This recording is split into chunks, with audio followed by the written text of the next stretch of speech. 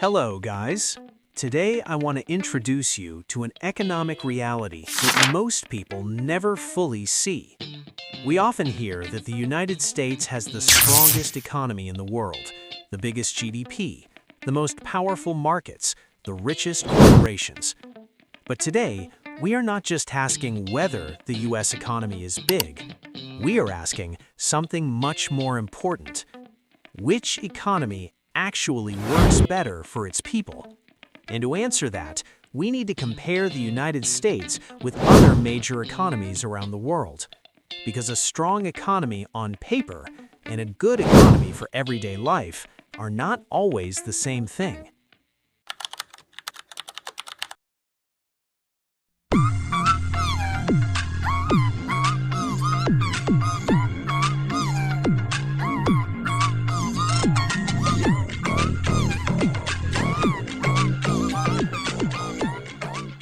Let's start with GDP. GDP measures how much an economy produces and spends. It counts transactions. It counts money flow. But GDP does not measure security. It does not measure peace of mind. And it does not measure how stressful life feels for ordinary people. The United States has a massive GDP, partly because life here is extremely expensive.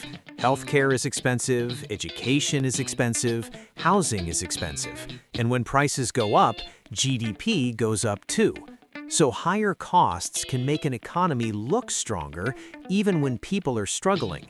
In countries like Germany or Japan, growth is slower, prices are more controlled, essential services are more regulated. Their GDP looks smaller, but life feels more stable. This shows us something important. A bigger GDP does not automatically mean a better life.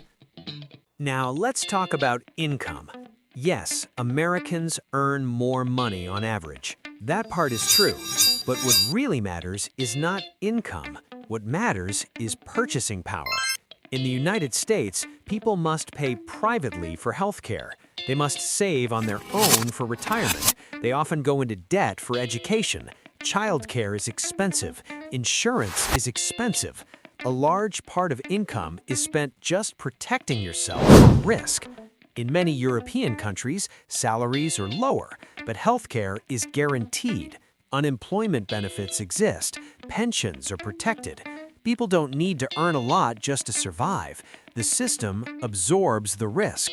In America, risk is pushed onto individuals. In other countries, risk is shared across society. Healthcare is where the difference becomes impossible to ignore.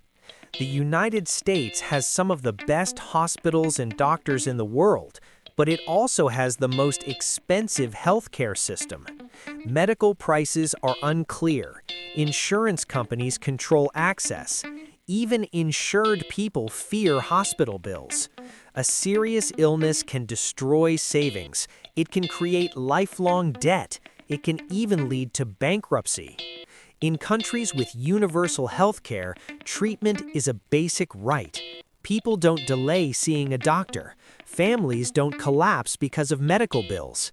Healthcare is treated as infrastructure, not a luxury, and that makes the entire economy more stable.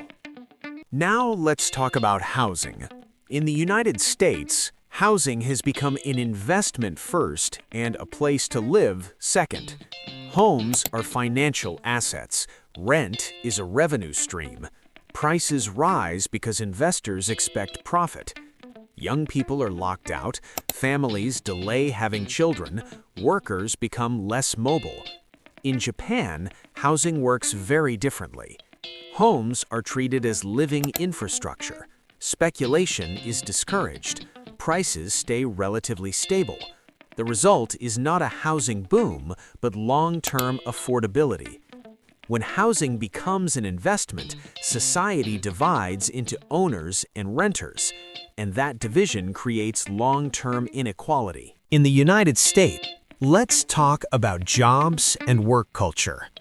In the United States, jobs often pay well, but they come with constant pressure. Layoffs are easy. Job security is weak. Even skilled workers feel replaceable.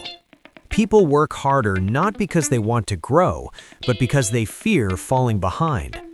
In much of Europe, job protections are stronger. Work-life balance is taken seriously.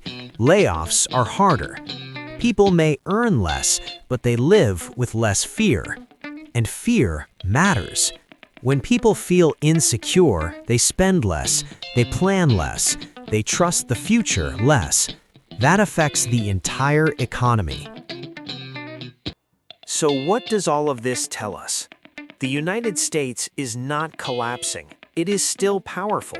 It still leads global markets, but it is optimized for capital, not comfort.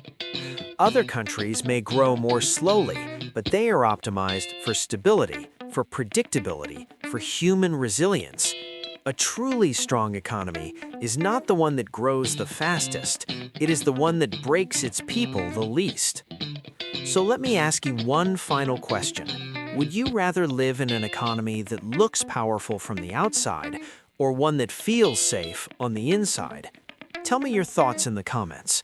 And if this video helped you see the economy differently, like the video, subscribe to the channel, and stay tuned for more real economic breakdowns.